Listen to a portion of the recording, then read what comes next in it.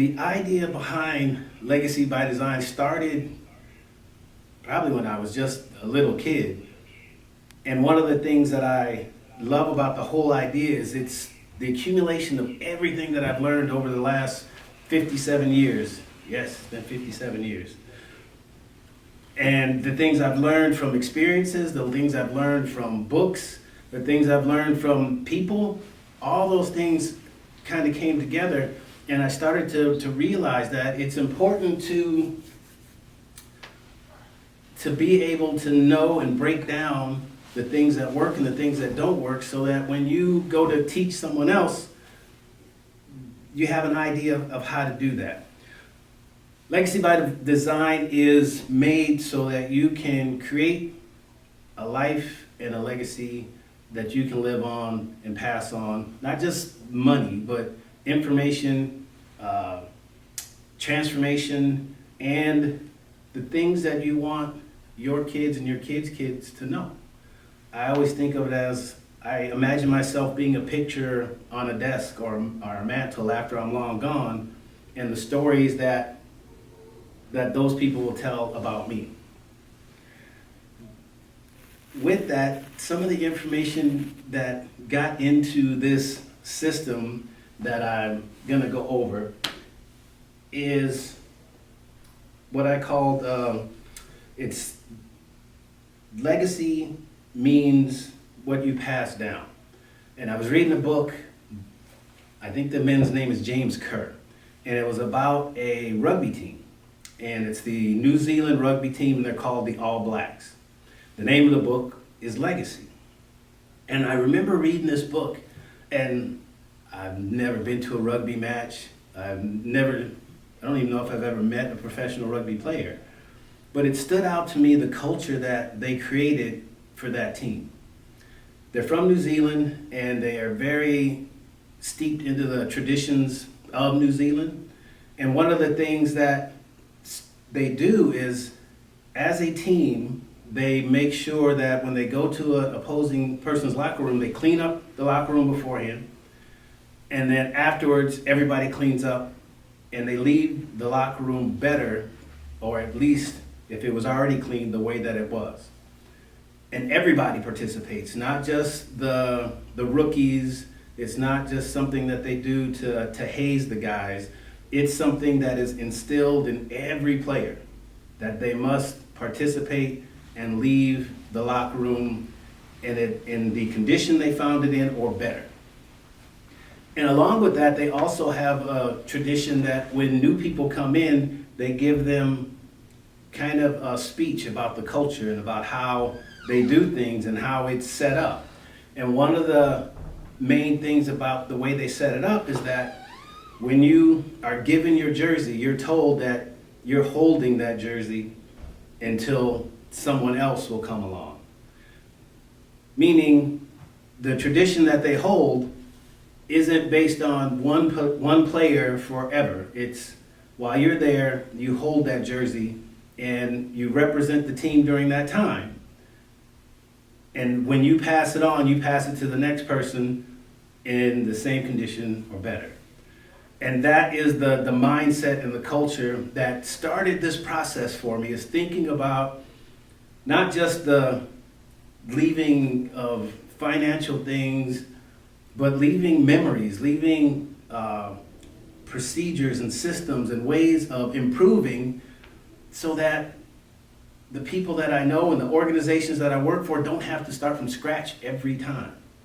And that's what I think happens so many times, is that it gets lost in the shuffle. And the idea and what gets passed down, one of my sayings is, you can design your legacy, or it will be designed by default. Meaning there's going to be a legacy. That jersey is going to pass down. It's going to go to someone else. But what condition is it going to be in when it gets passed on? With that, my mission statement, and part of this process that I've learned, is I came up with the mission statement. So let me kind of break it down. The human intelligence system that I came up with is built to help you figure out how to improve your life. But not just the little things, but the main things, the things that you want to improve on, be it be more profitable, be it have a better relationship with your spouse. It will encompass all of those things. Excuse me. And so with that, we take what I learned from the All Blacks, and then the mission statement that I put together was, my goal is to teach individuals and organizations how to develop and implement positive growth systems that create autonomy and harmony. And what that means is I look for patterns and teach people how to find patterns so that they can be independent and they can be self-sufficient and they can have agency over their lives, over how much they want to earn, how happy they want to be, how they want to live their life and model the life for their children and their children's children.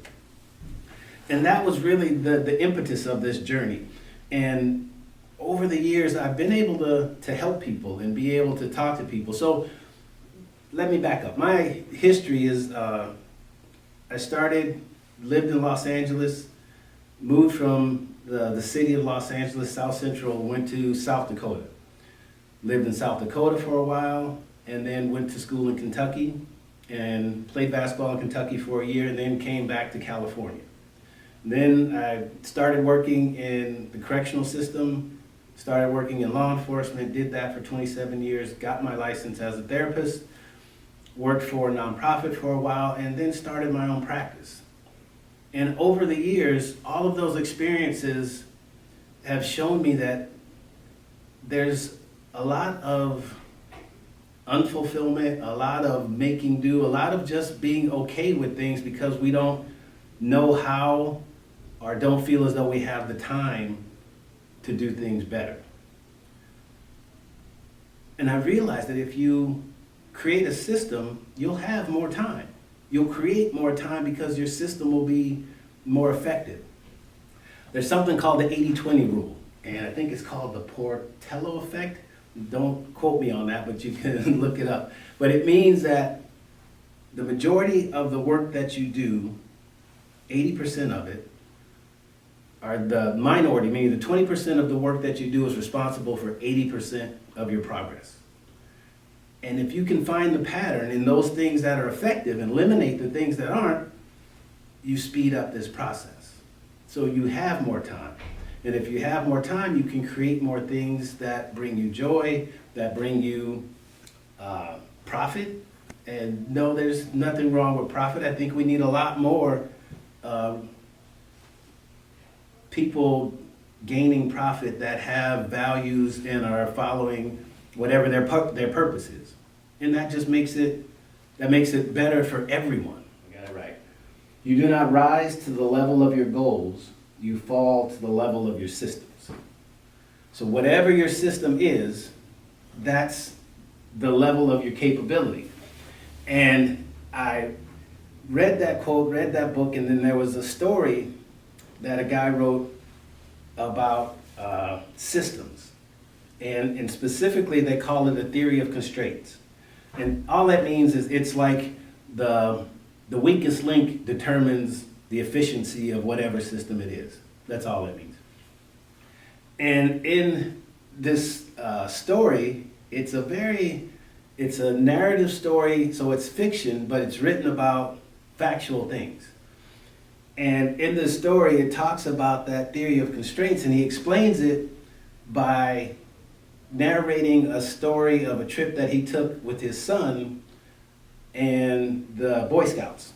So he goes and picks up his son, and he's in charge of the troop, and they have to go camping, and they have to go from this one particular location through the woods, across the river, you know, the usual story, to a place where they were supposed to have lunch. But it's just him and these 10 kids. And as they started walking, they start getting all spread out, and he can't see the person in front, and the kids are wandering off.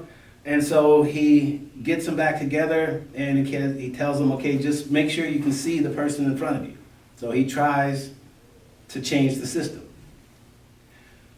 That works for a little while, but eventually the guy in front walks a lot faster and he still can't see him. So he brings them all together again and he shifts the order around and he starts over again. And now he can see the guy in front, but now they're bunched up in the middle. And the kid in the middle's name is Herbie. So he calls this discovery a Herbie. And when people in business, sometimes they'll call this problem a Herbie. That's the limiting, whatever the limiting thing is. And so what he figured out is, okay, let's put Herbie in front, since he's the slowest one, and that way, when they walk, they won't go too far, he'll be able to see him. And that works just fine, but then they start going really slow because Herbie's the slowest one in the group. So then he figures out, well, let's just lighten the load for Herbie, meaning take his backpack, disperse it amongst the rest of them, and then let's try it. And that works. And the idea, what he learned from that to take to business is whatever that choke point is, whatever that weakest link is, you have to deal with that first. And once you deal with that, then things will smooth along. And guess what? Now you have a process. Because the next time you find the next weakest link and you work on that and you speed up the process even more. So what does that mean in regular terms? What that means is that's the same thing for our systems. If you recognize what your system is and figure out what the thing is that's holding you back, be it a job that is limiting to you and won't allow you to make the amount of money that you need to make to be happy and feel successful and support your family, and then you have to trade your time, more time to get more money, that's your constraint. So we do something about that. Either we find another way to make money or we get another job, but we realize that if that's the limiting thing, then we find something to deal with that. And that's how Legacy by Design is put together. It's put together so that you can find these things, fix them, be more efficient, and continue to move. Now, the thing that makes this even more powerful, and I guess today I did say I was going to talk about the power of purpose. So let me get into that a little bit. So the purpose is the most, I would say the most important aspect of this. And figuring that part out, it takes some time, but like my mission, it took me some time to figure that out. And my purpose, it took me some time to figure that out, but the more you look for it, purpose leaves clues.